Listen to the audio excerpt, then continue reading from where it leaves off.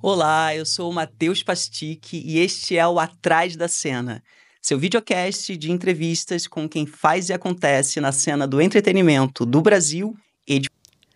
No episódio de hoje, damos boas-vindas a uma atriz que tem cativado o público no Brasil e agora também traz seu talento para Portugal. Natural do Rio Grande do Sul e formada em artes cênicas, ela começou a sua carreira na minissérie A Ferro e Fogo, Tempo de Solidão. Desde então, garantiu seu lugar entre os talentos mais promissores da sua geração, acumulando prêmios como o Kikito de Melhor Atriz de Curta-Metragem e o APCA de Atriz Revelação.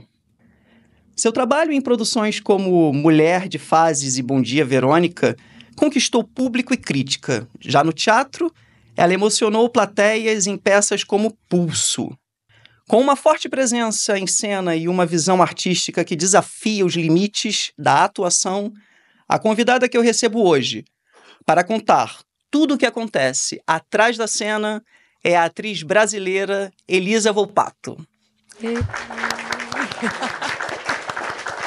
Obrigada, Matheus. Obrigada, Elisa. Muito feliz. Olha, é um prazer te rever, é um prazer ter você hoje aqui no Atrás da Cena, dividindo um pouco das suas histórias, das suas experiências. Nós estamos muito felizes. Eu também. Para a gente começar esse nosso bate-papo, que eu tenho certeza que vai ser recheado de informações muito legais, eu queria te convidar para nós brindarmos. Vamos? E queria saber, a que você puxa esse brinde, Elisa? Eu puxo esse brinde às redescobertas. Portugal me trouxe um outro olhar, assim. Que atriz se pode ser? Que outros caminhos são possíveis? Que outras pessoas, são possíveis cruzarem os nossos caminhos e a gente trabalhar aos novos caminhos. Aos novos caminhos, brilhante. É isso.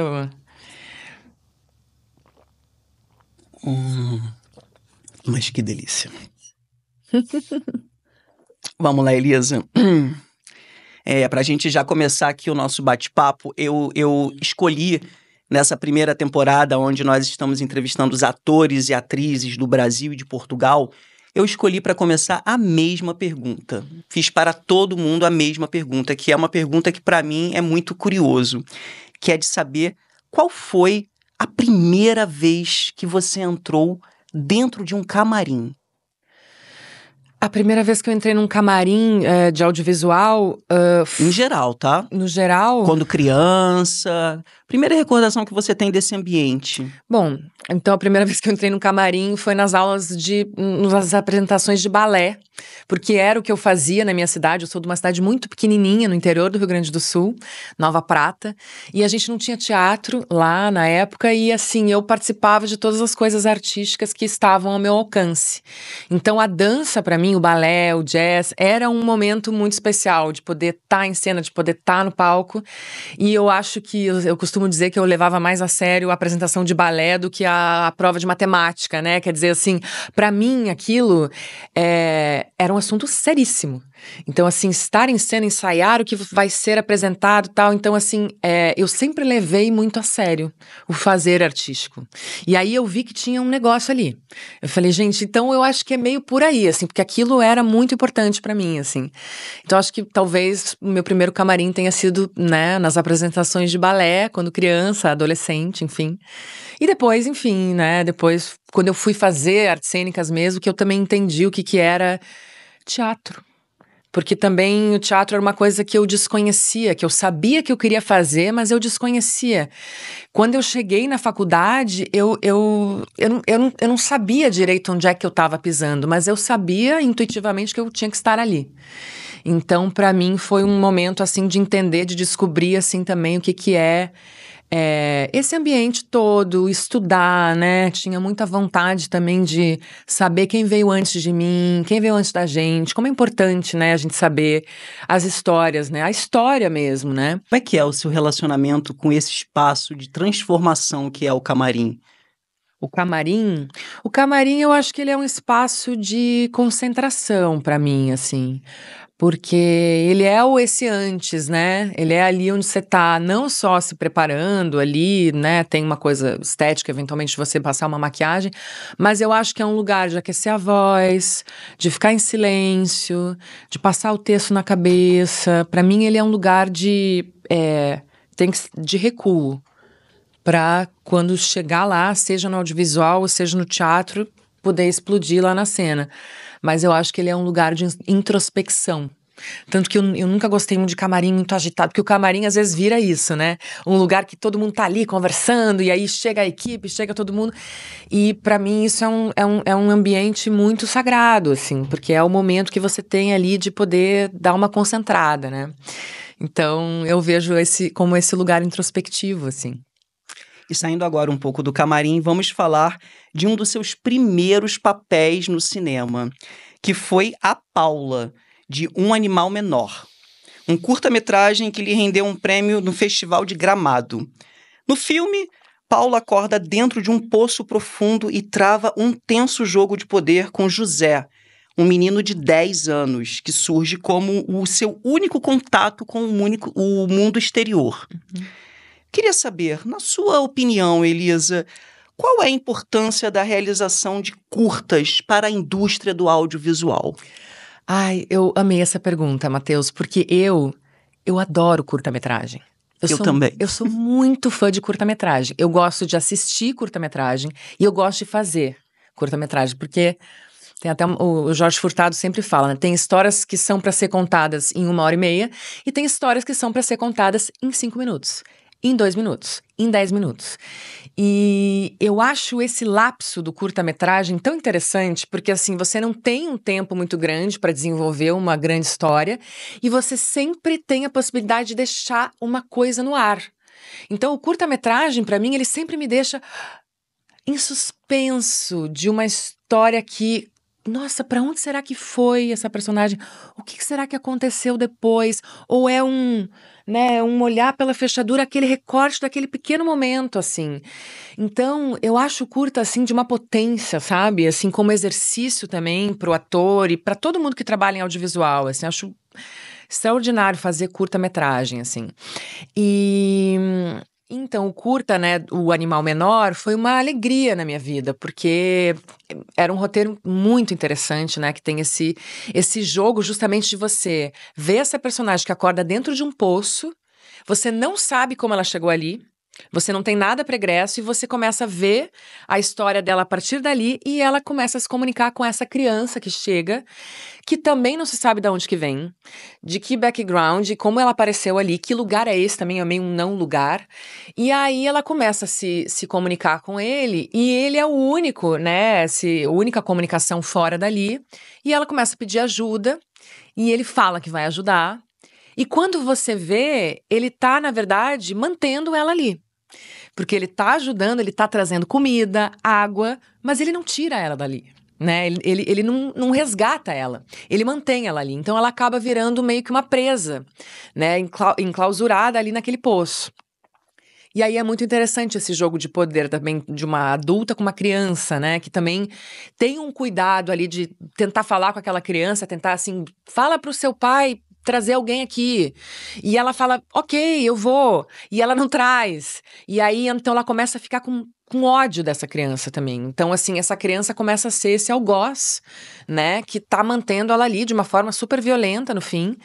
E é isso, eu gosto muito da resolução, assim, que também a gente não sabe como aquilo se desenvolveu, né? No final, a gente encontra ela desaparece desse poço e a gente fica, será que ele tirou ela? Será que foi tudo uma coisa da cabeça dele? Será que foi tudo uma coisa da cabeça dela? Será que era um sonho? Será que... A gente tem até umas imagens aqui suas do filme. Eu amo. A direção é do Marcos Contreras e do Pedro Arres, é uma co-direção. Como é que foi o convite para fazer esse curta-metragem? Eu fiz um teste para esse curta, eu conheci os meninos, eles são de Porto Alegre, né? Na época que eu morava em Porto Alegre. E aí a gente fez um teste, passei, e aí a gente fez todo um trabalho de preparação intensíssimo, assim, porque um dos diretores é ator também, que é o Marcos Contreras, e ele tem esse trabalho, né, de, assim, fazer um estudo com os atores, fazer uma vivência e tal, que eu acho super legal. Ele vem do teatro também, então a gente super se identifica. Eu sou muito do teatro, então pra mim, assim, processo é um negócio que eu adoro.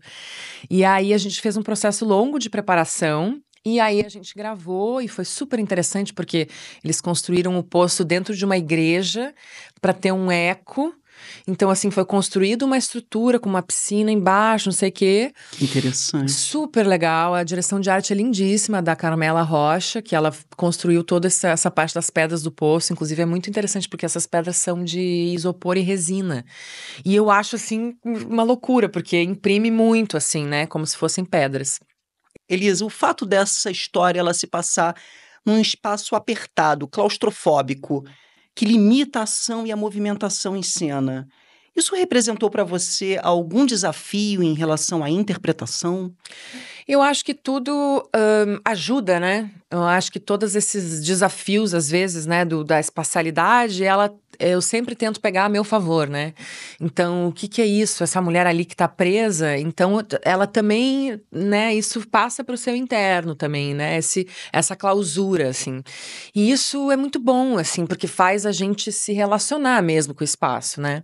Então, eu acho que, no fim, isso me ajudou, né? Ao mesmo tempo que, assim, tinha uma limitação para a câmera, que era assim de enquadramento ali, então por vezes ele era uma meia-lua, inclusive, então para a câmera poder ter recuo. Em alguns momentos eles fechavam ele inteiro para a gente pegar mesmo um 360, né, desse poço. Mas um super desafio, porque assim, tudo filmado ali, né, e assim, com água o tempo todo, então assim, molhada, úmida, e esse desconforto que a atriz sente é o desconforto da personagem, né? E isso é muito bom. Eu acho que a gente pôde usar isso a nosso favor. Assim, ó, tá desconfortável mesmo, tá molhada, tá suja, tá, né, tá machucada, o figurino tá úmido. Então, acho que tudo isso vai trazendo um estado, né? Que essa também é a beleza do cinema, né? Como que cada coisa vai trazendo, né? O figurino, a espacialidade, a direção de arte, tudo isso vai ajudando a compor a personagem. E isso é bonito, né? Porque, assim, é o meu trabalho, é a pesquisa que eu fiz como atriz para interpretar aquilo. E é também o trabalho da figurinista, do diretor de arte, da fotografia, de trazer esse estado todo, né? Que a gente vê ali na tela. O antagonista da sua personagem no filme é uma criança. Como é que foi esse seu relacionamento com essa criança de 10 anos? Ai, muito interessante, assim, porque criança é sempre muito legal, né? Porque eles são o que eles são, né? Eles são, assim, o que nós atores buscamos a vida inteira, né? Assim, esse estado da criança, o estado do jogo, né? Então, eles são muito espontâneos, eles são muito naturais. E a gente ensaiou bastante as cenas com ele, tínhamos que trazer ele, né, para essa seriedade, mas acho que ele tinha 7 anos na época, ou 6, 7 anos. E tem um limite, né, do quanto que a criança consegue ensaiar e levar a sério e o tanto que ela tá ali, chega, também tô cansada, também quero brincar, também. Então, eu acho que tinha essa dosagem que os diretores ajudaram também, né, no sentido assim, Jorge, nesse momento a gente precisa que você passe aqui as falas com a Elisa e tal, não sei o quê, e depois de um momento de ver que ele já tá disperso, e aí falar, tudo bem, vamos aqui conversar um pouco sobre outra coisa, me conta aí da sua vida. Gente, Elisa, mesmo se tratando de um cenário, existia alguns protocolos de segurança para que você pudesse atuar dentro de um cenário tão hostil? Sim, existia com certeza. A produção estava muito preparada nesse sentido, inclusive porque eu podia ficar resfriada, né?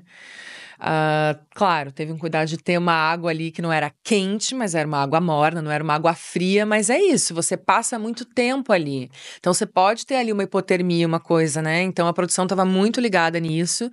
Tinha muitas quebras, assim, né? Entre o take e outro, assim, quer sair, quer se aquecer um pouquinho. Inclusive, que foi gravado no Sul, e no Sul é frio, né? E então, assim, saía, aquecia um pouquinho, pega uma toalha e tal, vamos de novo, vamos, vai. Mas a produção maravilhosa, são umas grandes amigas minhas da Ocna, a Letéia Selonque, com quem eu já trabalhei outras vezes depois, uma queridíssima. Beijo, a Letéia. E ela é muito cuidadosa, assim, sabe? Com todo esse entorno, assim, dos atores, né? Desse fora de cena. Então, foi bacana. Importante, né? Num contexto da história, pouco se sabe sobre a sua personagem. E a caracterização e o figurino de Paula, que são bem neutros, contribuem para esse mistério, dando poucas pistas sobre a personalidade dela. A exceção são as olheiras, os hematomas e alguns cortes e feridas que ela apresenta no corpo. De que maneira essas marcas ajudam a contar a história de Paula? Uhum. Isso é legal você trazer isso do figurino, porque a figurinista pensou um figurino que fosse meio atemporal, que ele pudesse dar a ideia que, assim, a gente não sabe exatamente em que época que isso pode estar acontecendo. Então, não se queria exatamente que fosse uma coisa totalmente contemporânea, mas também não é uma coisa de época. Então, é um vestido ali que a gente não consegue entender. Também é um vestido que vai, né, ele tá úmido, então a gente não consegue muito sacar, assim, que tecido que é esse, né, que textura que é essa, mas a ideia mesmo era que não fosse muito datado, né, que a gente não soubesse exatamente em que época que se passa essa história, de forma que também ela pode acontecer em qualquer época, em qualquer lugar, e trazer uma coisa onírica também, que eu acho que o curta traz, como eu disse, né, esse final que a pessoa pode viajar e pensar como ela quiser, né, essa resolução, não sei, poderia ser um sonho também, poderia ser uma imaginação, poderia ser uma ilusão, né, e eu acho que o figurino, ele traz isso, assim, ele não te coloca em nenhuma época, né, cronologicamente a gente não consegue imaginar muito em que época que isso se passa, né. Foi o que você falou, e os curtas eu acho que eles ainda te dão mais liberdade, né, para desenvolver esse tipo de trabalho. Sim. Olha, é um baita filme, indico a todos assistirem. Sim, acho que deve estar, talvez no YouTube ou no Vimeo, talvez tenha algumas cenas. Mas agora eu queria falar de um outro trabalho seu, um trabalho de muito sucesso que você participou, que foi a série Bom Dia, Verônica. Que o senhor estava Sim, presente. que eu estive na segunda temporada, foi É. muito interessante de fazer. Sim. Em Bom Dia, Verônica, você interpretou Anita, delegada responsável pela delegacia que Verônica trabalhava. Você teve a oportunidade de fazer algum laboratório para essa personagem? Tive e foi muito importante para mim, assim, a Ilana Casoy, que é quem escreveu junto com o Rafael Montes, né? A Ilana é uma escritora que escreve muito sobre esse universo do crime, da Polícia Civil de São Paulo, né? Ela é muito ligada nesse ambiente e ela é uma pessoa que circula nesse ambiente com facilidade, porque ela já escreveu muito sobre casos reais, acompanhou o caso Nardoni, então ela é das poucas escritoras que a polícia permite. Ela está em lugares que às vezes, né, não seria um espaço para todo mundo estar. Então, ela conheceu muita gente, né, na DHPP de São Paulo, a Delegacia de Homicídios de São Paulo, porque ela escreveu muito sobre esse assunto e ela precisava pesquisar. E ela conheceu muitas delegadas e delegados, já entrevistou essas pessoas. Então, antes de eu fazer a série, ela me chamou para passar um dia inteiro na DHPP de São Paulo, né? Porque no Bom Dia Verônica a gente tem uma delegacia de homicídios mesmo, né? Porque tem muitas delegacias, né? Mas a delegacia de homicídios, a gente então passou um dia inteiro lá e ela me apresentou vários delegados e delegadas que trabalham lá, porque são vários, inclusive isso é interessante, eu falei assim, eu achava que era uma delegada, Não, numa delegacia de homicídios como São Paulo, que é gigante, né, que cuida, assim, né, de uma cidade inteira como São Paulo, né, de milhões de habitantes, são vários delegados e delegadas que trabalham na mesma DHPP, e eu achei isso muito interessante. E ela, então, pronto, me apresentou para algumas delegadas ali e eu tive a oportunidade de conversar, de fazer perguntas, inclusive, sobre o seu dia a dia, sobre, né, o que elas fazem fora dali também, né, que vida que se tem, né, porque é uma coisa meio de vocação mesmo, né. A polícia, eu fui entendendo, assim, que é um negócio, assim como os atores, né, que a gente tem essa coisa de vocação, assim, é muito vocacionado também, eles são muito apaixonados por aquilo que eles fazem, eles gostam, inclusive, de falar sobre. E isso era muito legal, porque eles gostavam muito de dividir experiências e coisas, então, assim, eu pude perguntar muita coisa e que eles gostavam muito de responder, de contar detalhes, de contar, nossa, teve aquele dia que não sei o quê, que eu cheguei lá na cena do crime e aí tava acontecendo assim, assado. E isso são curiosidades, né, que acabam fazendo com que a gente possa construir a personagem, assim, nessas nuances, né, nesses detalhes, assim. Então eu, nossa, assim, bombardeei elas de perguntas, assim, fiz muita pergunta, aí peguei na arma, né, tem essa coisa do delegado precisar andar sempre armado, que é uma coisa muito diferente, a gente não sabe o que é isso, né? Assim, a arma é uma extensão do corpo deles, né? Então eles estão sempre ali com aquela arma e aí eu queria entender isso e tal, e pra eles é uma coisa tão natural, assim, eu fico apavorada de pegar numa arma, mas pra eles era isso, sim, pronto, ó, pega aqui, não sei o quê. Não, eu chego, aí eu coloco aqui na minha gaveta e tal, aí quando eu saio eu já boto, é que nem pegar o celular. Eu falo assim, meu Deus, essa naturalidade, assim, né? Que precisava ter, né? Que a Anitta é essa pessoa. Tanto na primeira quanto na segunda temporada da série, você e a Verônica, interpretada por Tainá Miller, convivem a meio de um clima de rivalidade. Até que, com o desenrolar da trama, essa tensão atinge um clímax, num embate violento entre as duas. Nós temos aqui um vídeo curto divulgado pela Netflix nas redes sociais que mostra um pouco como foi o ensaio para essa luta e como ficou a cena no final. Vamos dar uma olhadinha, Vamos, Elisa? bora. Adoro bastidores. Oh, meu Deus. Olha que interessante.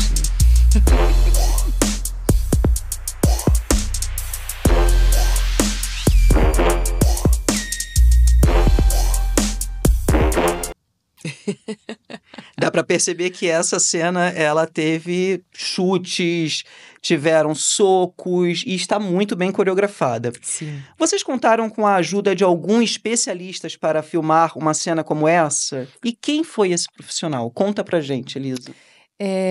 Tem esses profissionais que fazem exatamente isso, né? Coreografam as lutas. Porque, obviamente, a gente não, né? Eu não sei lutar, nunca fiz nada de luta, né? Nenhum desse tipo de esporte, enfim, nem boxe, nem nada. Então mas elas lutam, né? Então, assim, elas sabem como. Então, a gente precisa saber como. E pra filmar, é uma coisa. Não vai ser fluido como você ensaiou, né? Assim, você vai faz aqui esse take, depois faz esse aqui, é soco, soco, soco. Aqui eu quero pegar o chute, aqui você cai. Então, na verdade, é tudo muito entrecortado quando você vai filmar. Mas a gente precisava ter a cena inteira coreografada pra gente entender toda essa evolução. Então, teve esse profissional, né, que coreografou essa luta e entendeu como que pra gente também ia funcionar melhor, porque assim, a gente também somos mulheres, né, e assim, não queríamos também essa coisa tão violenta, assim, que normalmente a gente vê em cena de luta, né, que assim, muita porradaria e tal, que é uma coisa bem masculina, né, uma coisa bem... E aí eu e Tainá falamos assim, vamos pensar como é que a gente lutaria mesmo, ou como é que a gente gostaria de lutar, né, nós mulheres, assim. E aí a gente foi conversando e tal, e a gente construiu junto com ele, foi muito legal, porque ele não chegou assim, vai ser assim e tal, né. A gente conversou com ele, falou, acho que podia ter assim, podia ter assado, eu podia virar, não sei o quê, podia estar no chão e tal. E aí ele foi pensando a cena junto com a gente, isso foi muito legal. E aí, assim, depois que a gente meio desenhou, aí ele detalhou, assim, então agora, pra parecer real na câmera, você tem que fazer um pouco mais lento do que você faria.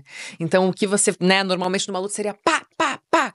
Ali era tipo pá, pá, pá. Tem um outro ritmo, né, dessa luta que é um pouco antinatural quando você tá fazendo, mas que pra câmera pega perfeitamente, como se fosse no ritmo real, assim.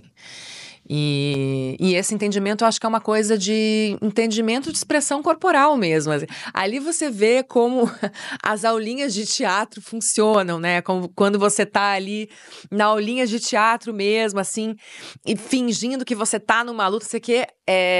A expressão corporal é muito importante, né? Porque você ter essa consciência, né, do que o seu corpo tá imprimindo pro público é muito importante. Essa coisa de não. Essa é realmente uma cena que você não pode estar tomada, né? Você não, porque é perigoso, inclusive, né? Você pode se machucar e machucar o parceiro, né? No caso, a parceira, a Tainá. Então, assim, a gente tinha que ter esse cuidado de não, né, não ficar alheia, né, ao que a gente tá fazendo, e sim ter muita consciência do que a gente tá fazendo e fazer isso da forma coreografada mesmo que foi ensaiado, que era como depois na cena ia imprimir de forma natural. Por conta da surra que a Anitta levou, né, dessa grande briga, você ficou bem machucada, né? Opa! Que tipo de ferimentos foram criados para deixar você com a cara de que apanhou?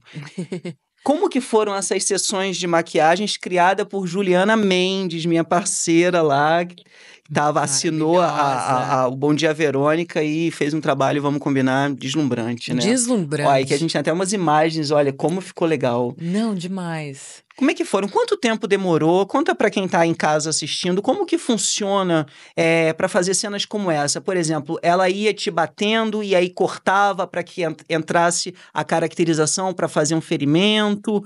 Como que é feito isso? É uma grande curiosidade de todos que estão assistindo. Exatamente. Esse é um trabalho até bem, como é que eu vou dizer assim, no momento que você vai filmar, tem que ter muita paciência. Porque começa a cena, ela não levou um soco ainda, ela tá normal. Aí levou um primeiro, né, começa a aparecer um roxo, um negócio. Aí quando começa a intensificar, você precisa vir com corte, com sangue, com, né, um supercílio aberto. Então isso é um trabalho que tem que fazer realmente assim, take a take, né? Porque assim, vai acompanhando a evolução da briga, né? E aí tem um trabalho muito maravilhoso da Ju mesmo, assim, dessa verossimilhança mesmo que tem, né? Porque, assim, depois que você vai fazendo nesse entrecortado entre uma cena e outra, tem o pós. Então, como é que ela ficou, então, depois dessa porradaria toda, né? Que eu acho que é um pouco isso daqui, assim, ó. Que é esse primeiro momento, né, que ela tá toda arrebentada, e aí depois tem o passar do tempo, né, Matheus, que tem umas cenas dias depois, em que aí você tem que ter esse entendimento de como que vai ficando, aí então vai ficando mais amarelado. E toda uma pesquisa, né, Elisa? Toda uma pesquisa, cara, e a Juliana é incrível nisso, assim, porque ela sabia exatamente, assim, os níveis de como é que isso vai arrefecendo, né, no seu rosto mesmo, e essas tonalidades mesmo, né? Porque do roxo vai passando para um amarelado, vai passando para depois vai saindo um pouco o vermelho, né? A vermelhidão, vai ficando esse roxo mais amarelado e a coisa do hematoma mesmo. E você sabe que eu tava ali com a Juliana, então eu posso falar com propriedade. A gente utilizou aí, Juliana no caso, técnicas super avançadas de efeitos especiais. Sim. Ali a gente estava trabalhando com o que há de mais avançado hoje no mercado para realmente dar essa cara de que é real, né? Com certeza. Mas vamos lá, mais uma curiosidade nossa aqui que a gente tem é que na cena que encerra sua participação em Bom Dia Verônica, na segunda temporada, você é estrangulada pelo personagem de Reinaldo Gianecchini, que vive o líder religioso Matias Carneiro. Para uma atriz ou ator, filmar uma cena de morte é como filmar qualquer cena. Eu vou te dizer que eu acho que eu nunca tinha morrido em cena. Acho que foi minha primeira experiência. Você lembra que a gente estava juntos nessa cena? Eu lembro muito bem, mas... Lembra? Eu lembro muito bem. E essa cena em específico, assim, ela é emblemática, né? Porque a Anitta, ela criou todo um imaginário, assim, na cabeça das pessoas e nos fãs e tudo mais, no momento que ela tá quase virando a casaca, né? No momento que ela tá quase ajudando a Verônica, finalmente, a gente tá com essa esperança, nossa, agora a Anitta vai virar do nosso lado, ela morre, né? Então, tem esse suspense, assim, né? Que eu acho que a gente precisou criar. Eu acho que mais importante até que a cena de morte era como a gente criou esse antes, né?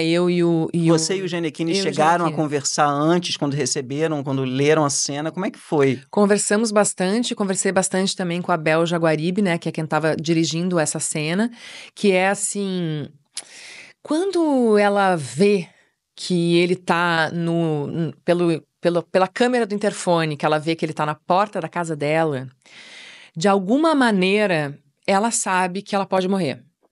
Porque ele é o cara mais perigosão, né? Assim, ele é o cara que não assim, ele vai fazer o serviço, inclusive, né? Nem mandou ninguém. Então, ela já tem que estar nessa tensão de essa iminência desse perigo da morte, mas como que eu vou fazer para me defender, né? Então, tanto que ela bota a arma na roupa, né? Ela já desconfiava ali que algo ia acontecer, né? Ela já tem certeza que alguma coisa tá para acontecer, assim. Então, quando ela recebe ele, ela já vê que ele tá, inclusive, usando luvas. Tem esses detalhes, assim.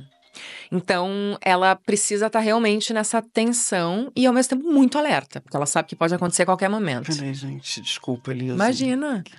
Tá acontecendo? Aquelas pensando que bom que não é o meu. Será de quem é esse telefone? Será que é o... Não, o meu tá aqui. Que isso? Gente... De quem é esse? Gente... Mas... Meu telefone tá aqui. Ai, Elisa, é sempre assim, né? O telefone sempre toca, assim, no meio artístico... Nunca toca, sim, né? Mas Mas sempre assim, sempre toca um telefone no meio de uma entrevista, né? Que coisa. eu tenho uma amiga que fala, ninguém mais liga, gente. Por que estão me ligando? Ninguém mais liga, gente. Manda um áudio. Mas vou te revelar uma coisa, Elisa Volpato. Esse telefone não tocou à toa. Ah, meu Deus. É isso mesmo? Por isso que ele demorou pra parar. Ele tocou para anunciar que vai começar agora o nosso quadro de perguntas 1, 2, 3 testando. Oh, meu Deus. Tá preparado? Eu tenho pânico dessas perguntas. Mas vamos lá. Vamos lá, Elisa. Olha, deixa eu te falar. Esse é um quadro que a gente criou para poder dar essa animação aqui no nosso programa. Ele se chama 1, 2, 3 testando. É um quadro de perguntas que a gente faz sobre o mundo do entretenimento. São perguntas que geralmente não são muito abordadas e a gente está trazendo para cá exatamente para que o nosso público de casa conheça um pouco mais. Então não se preocupa, porque não importa se vai acertar ou se vai errar. O importante aqui é que a gente vai trazer conhecimento para todo mundo. Preparada, Elisa? Preparadíssima. Vamos lá. Pergunta número 1. Qual o nome da série produzida pela TV Globo que trazia no elenco Thaís Araújo, Lázaro Ramos e que foi criada por Adriana Falcão e Jorge Furtado, cineasta com quem você já trabalhou em vários projetos? Eu vou te dar 3 opções. Opção A, Tapas e Beijos. Opção B, Mr. Brown. Ou opção C, Os Normais? Mr. Brown. Excelente série, inclusive, adoro. Maravilhoso, Mr. Brown, uma série de comédia que inovou a trazer como protagonistas um casal negro, rico e bem-sucedido. Além de explorar o universo da música, a produção tratava com humor temas como preconceito e racismo. Foi ao ar entre 2015 e 2018, sendo descontinuada após 4 temporadas de muito sucesso. Incrível. Isso aí. É incrível a série mesmo. Ó, começou bem, Elisa. Olha. Caramba! Vamos ver agora. Você sabe que a maioria dos nossos convidados aqui erram quase todas. Pergunta... Minha segunda. Vamos lá. Pergunta número 2. Qual música cantada em espanhol pelo cantor Caetano Veloso no filme Fale com Ela, de Pedro Almodóvar, também aparece na trilha sonora do longa americano Moonlight, Sobre a Luz do Luar? 3 opções. Opção A, O Leãozinho. Opção B, Você Não Me Ensinou a Te Esquecer. Ou opção C, Cucurucu Paloma? Cucurucu Paloma. Cara, eu não acredito. Olha, eu não... Elisa, não tô acreditando. Eu amo a presença de Caetano Veloso no filme de Almodóvar. É uma coisa inesquecível. Parabéns, Cucurucu Paloma é uma música mexicana escrita por Thomas Mendes em 1954. O título da canção referência ao som característico emitido pelos pombos. E a letra da composição narra a história de alguém com o coração partido, que por uma pomba triste passa os dias a cantar em prantos pelo amor que partiu. É lindíssima essa música. Olha, Elisa, você tá indo muito bem! Vamos à nossa pergunta número 3. Qual atriz portuguesa que participou dos filmes Xangô de Backstreet e Pulp Fiction fez parte do elenco de Verdades Secretas 2, primeira novela lançada pela Globoplay, plataforma de streaming com várias produções que você atua? 3 opções. Opção A, Maria de Medeiros. Opção B, Joana Solnado. Ou opção C, Maria João Bastos? Maria de Medeiros. Gente, olha! Parabéns, Elisa!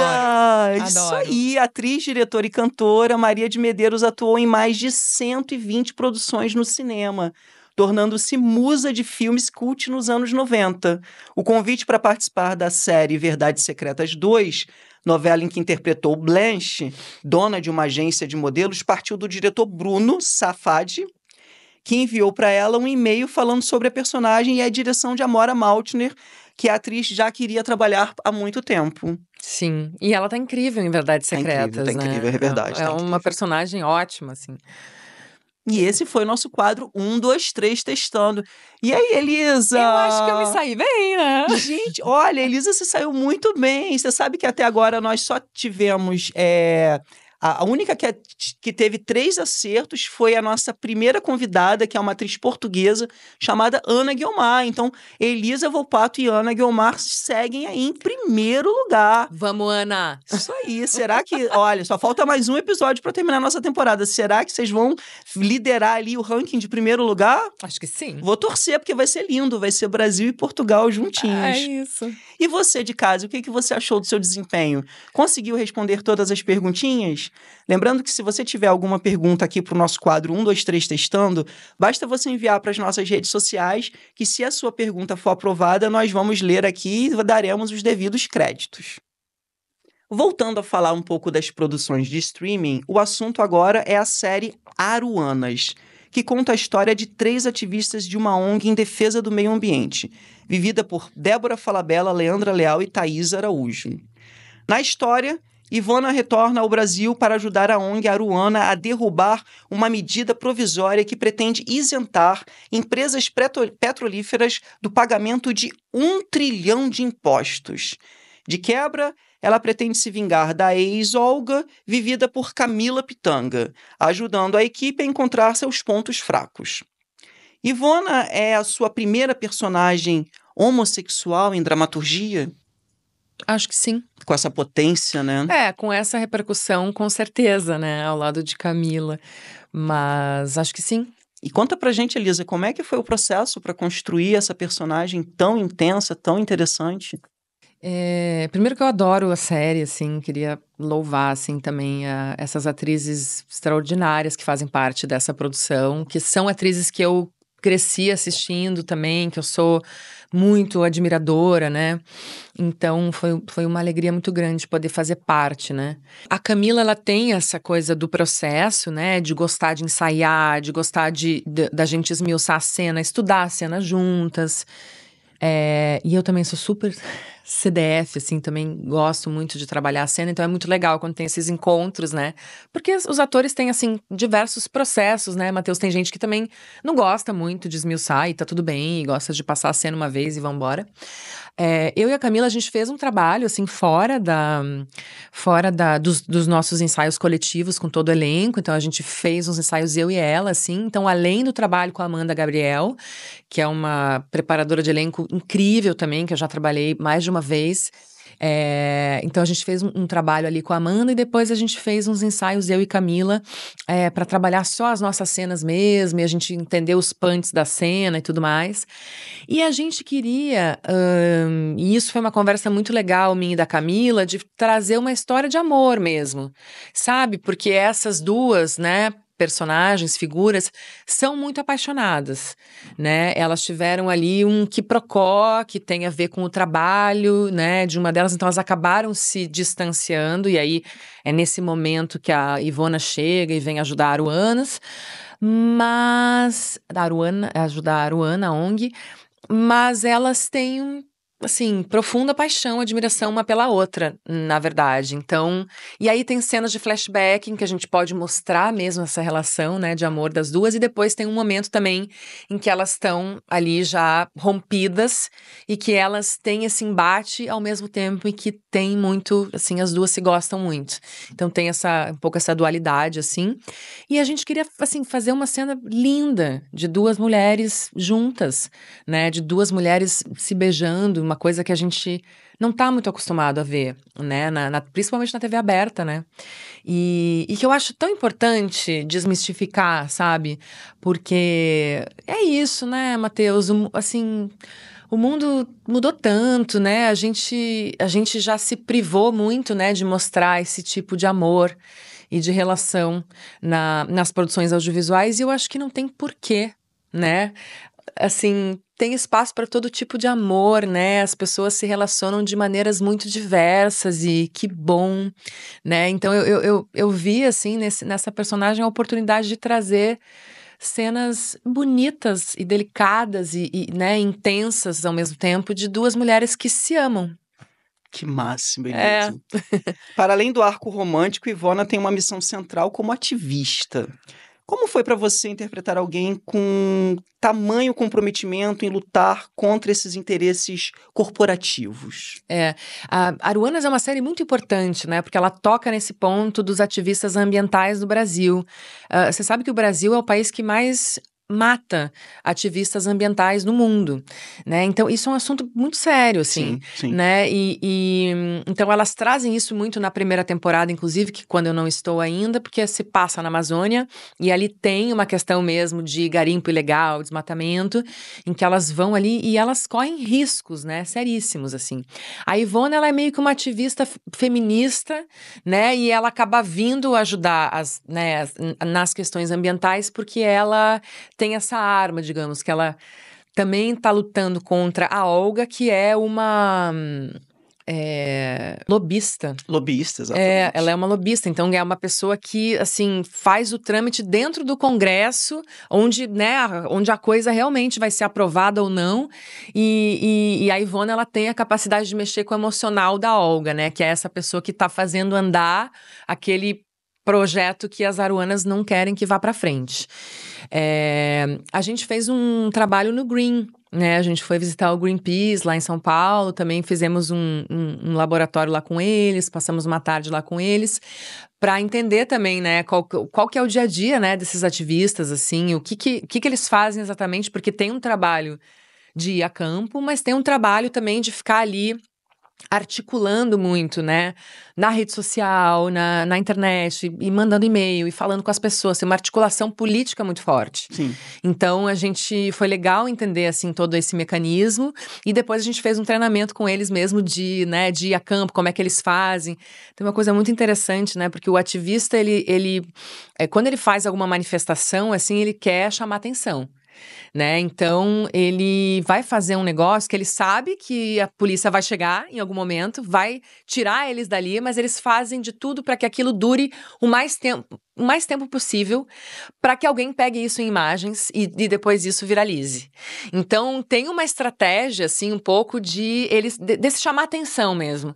E aí, quando a polícia chega, eles têm um negócio que eu acho tão engraçado, achei ótimo isso, porque a polícia chega, vai pegar eles, eles sabem, eles têm que deixar, eles largam o peso do corpo, para que a polícia tenha muita dificuldade de tirar eles dali. Então, tem uma coisa, assim, de eles largarem, aí a polícia tem que carregar esse pessoal ainda por cima. E aí isso é muito legal, porque daí nas imagens, né, você consegue pegar as imagens da polícia lá, arrastando eles. Então, assim, isso chama atenção, né? É a estratégia de chamar atenção.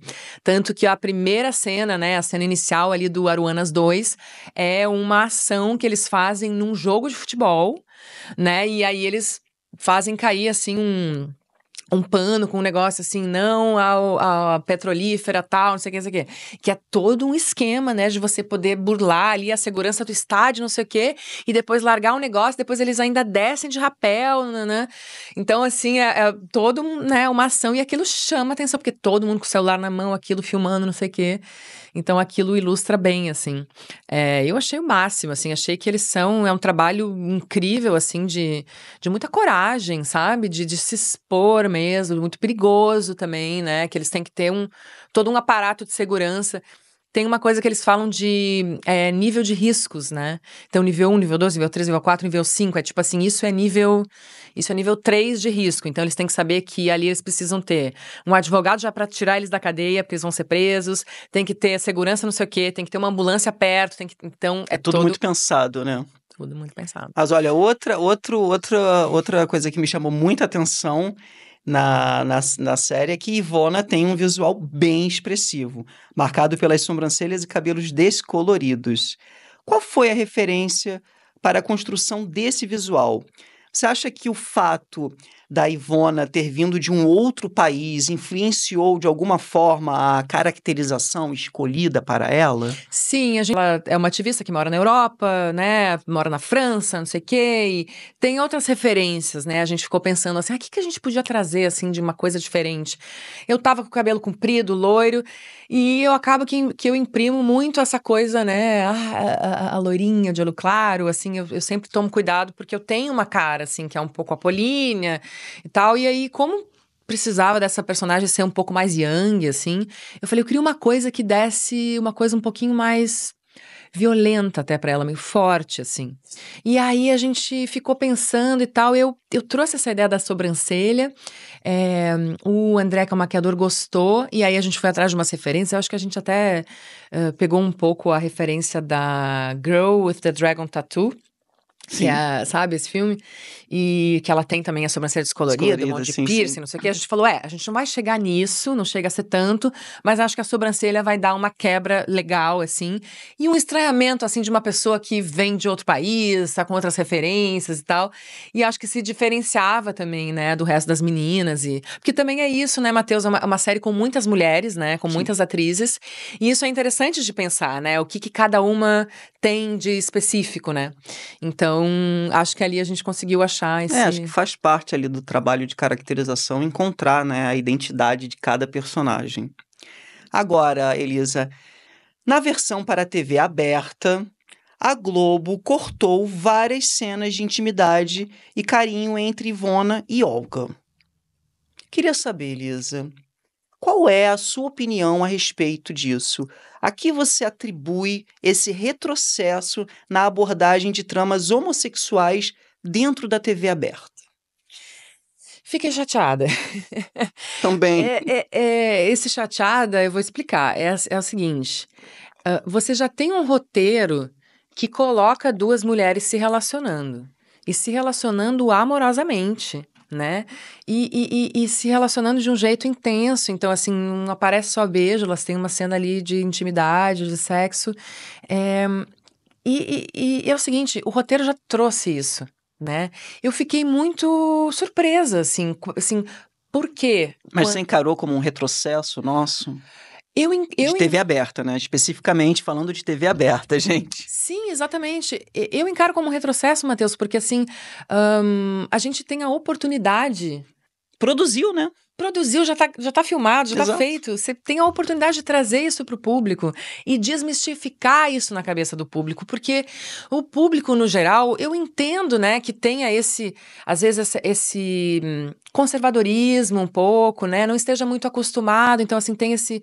Mas, assim, vamos mostrar o que tá acontecendo no mundo e na vida. As pessoas se relacionam, sim. Pessoas do mesmo sexo se relacionam e de diversas maneiras, como eu te disse, cada vez mais. Então, assim, por que a gente vai tirar isso? Inclusive, porque eu acho, e eu comentei isso com a Camila, a gente falou muito sobre isso, a cena é tão bonita. A cena é Verdade. lindíssima, de duas mulheres se amando. E a gente não queria que fosse justamente uma coisa assim, muito sexualizada, muito assim, aquela coisa, né, assim, sexo. Não, é uma cena de duas mulheres assim se relacionando com muito tesão, com muito desejo, e com muita beleza, com muita delicadeza. Então, assim, eu achei assim. Eu fico, mas por quê, né? Que pena, na verdade. Eu falei, que pena, porque perderam a oportunidade de trazer isso, né, pro público, pro grande público, de uma maneira, assim, bonita. Verdade. É isso, gente. Vamos naturalizar o natural. Agora, Elisa, para a gente começar a finalizar aqui o nosso bate-papo, eu gostaria de falar sobre teatro. Sua experiência no teatro é vasta e inclui desde participações em peças clássicas, como montagens de textos de Shakespeare e espetáculos mais experimentais, que buscam aproximar diferentes linguagens e ampliar possibilidades artísticas. Eu queria saber, você acha que o teatro ele é fundamental na formação de um ator?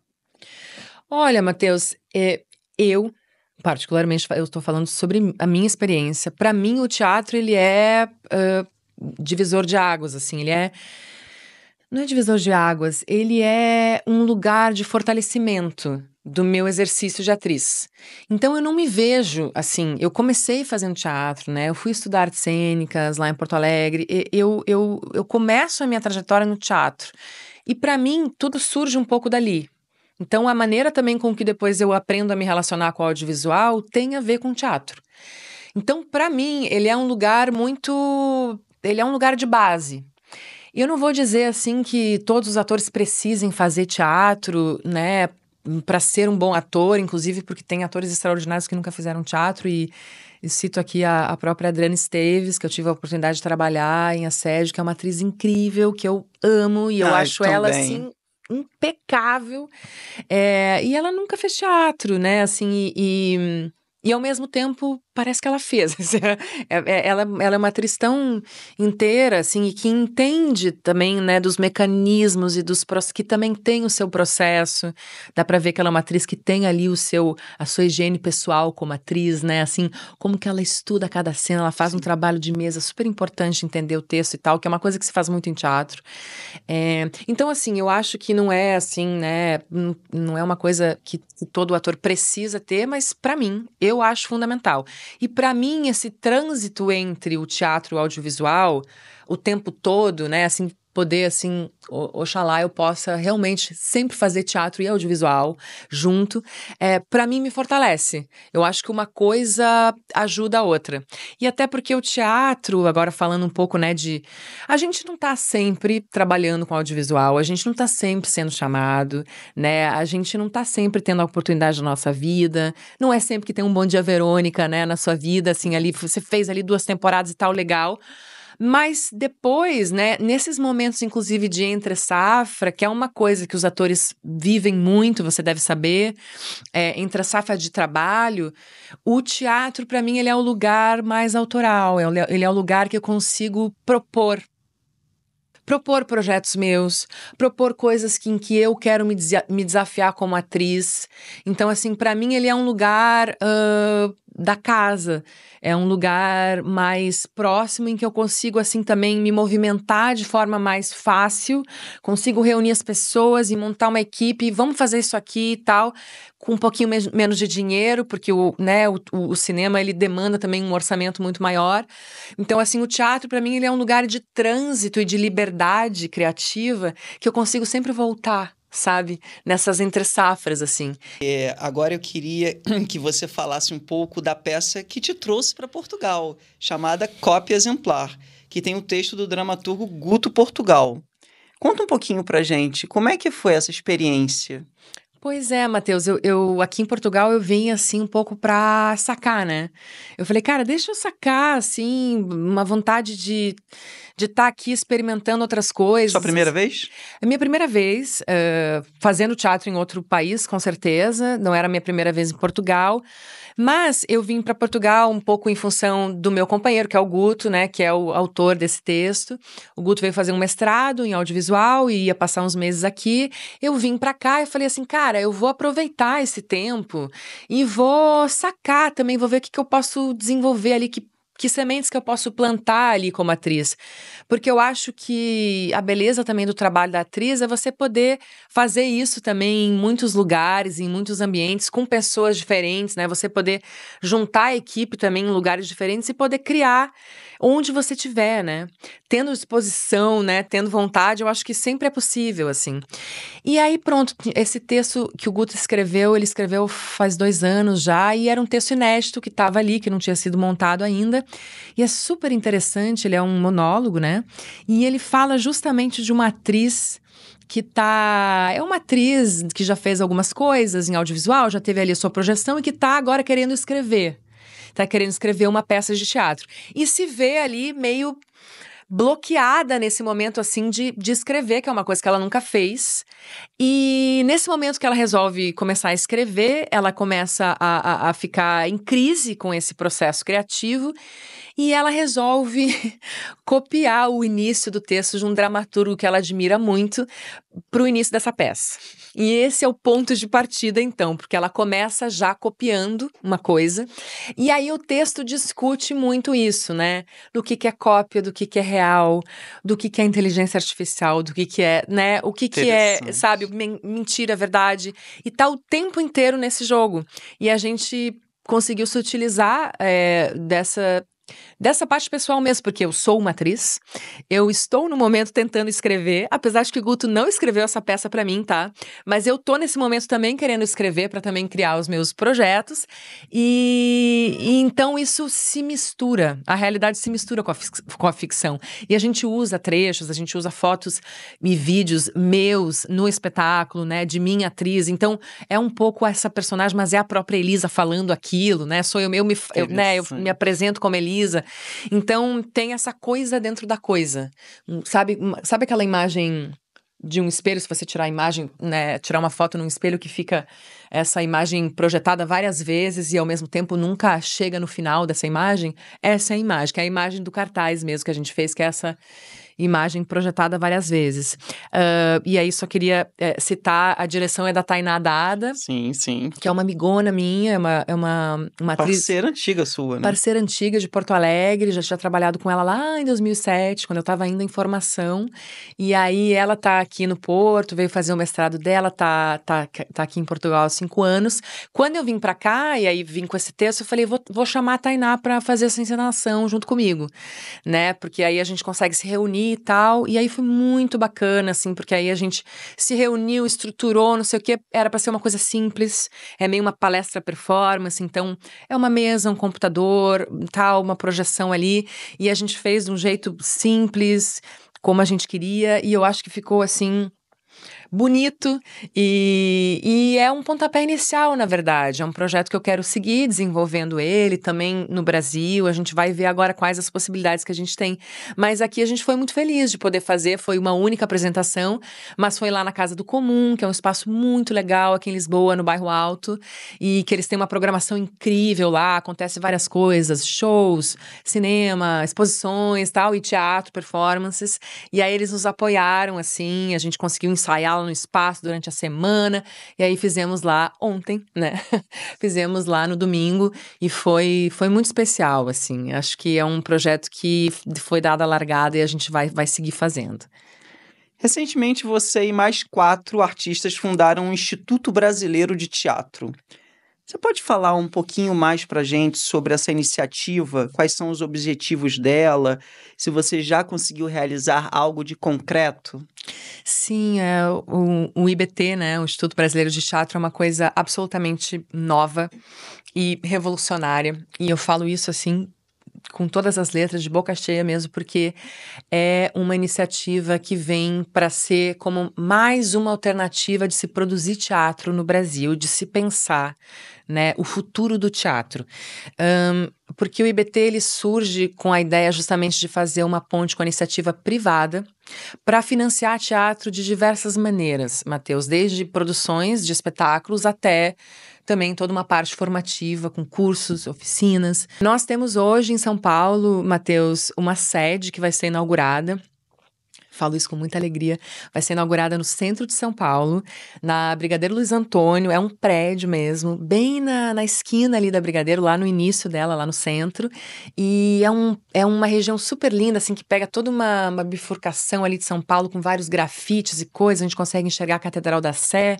É um prédio de 11 andares, em que terão muitas salas de ensaio, muitos espaços ali para os artistas utilizarem. E vai ter também um térreo todo integrado com café, restaurante e um espaço multiuso de espetáculo. A gente fez esse ano 2 edições de um edital de ocupação de salas de ensaio gratuitas. Hoje no IBT a gente tem cerca de 25 grupos ocupando lá, ensaiando espetáculos Legal, gratuitamente. E me emociona muito, assim, porque o teatro ele é tão precário às vezes, né? E ao mesmo tempo ele é tão potente, né? Ele tem uma capacidade de transformação social incrível, né? O IBT ele é um facilitador, porque hoje a gente tem lá uma equipe só para colocar os projetos na lei, uma equipe de captação que tá pensando, depois pega o projeto pronto, aprovado e vê assim, tá, Esse projeto tem que cara? A cara de qual empresa? Quem que vai se interessar por isso? E como que a gente vai vender para essa empresa? Como que a gente vai fazer as duas coisas conversarem? O cliente lá, a empresa ficar feliz de estar associando a sua marca a esse espetáculo, e como que o espetáculo pode, ter esse recurso e poder fazer o seu trabalho da maneira que quiser, com autonomia artística, mas está ali associada a uma marca, porque é o que vai sustentar esse espetáculo, né? Parabéns, Elisa. Olha, eu desejo muito sucesso para você. Obrigada. Pode contar sempre aqui conosco do Atrás da Cena para qualquer coisa. E para finalizarmos o nosso bate-papo, gostaria de convidá-la para o nosso último quadro, o Biografia Autorizada.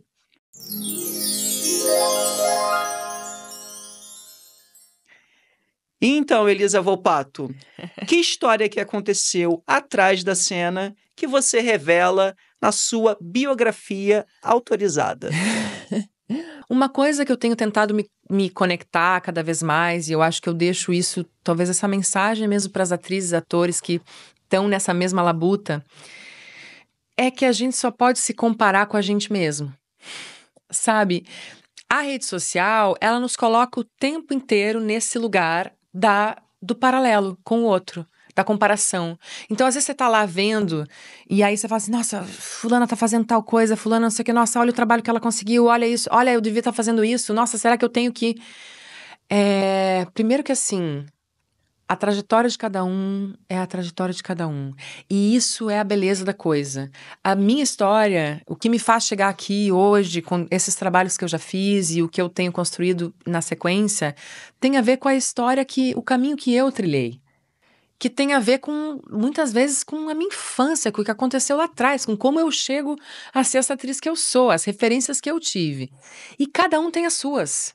E é muito único quando a gente se conecta com o que é nosso de verdade. Então, assim, eu tenho buscado cada vez mais me conectar com o que é meu de verdade, com o que é meu, só meu. Assim, e que isso é, no fim do dia, a minha potência. Sabe? Então, assim, hoje eu tenho tentado...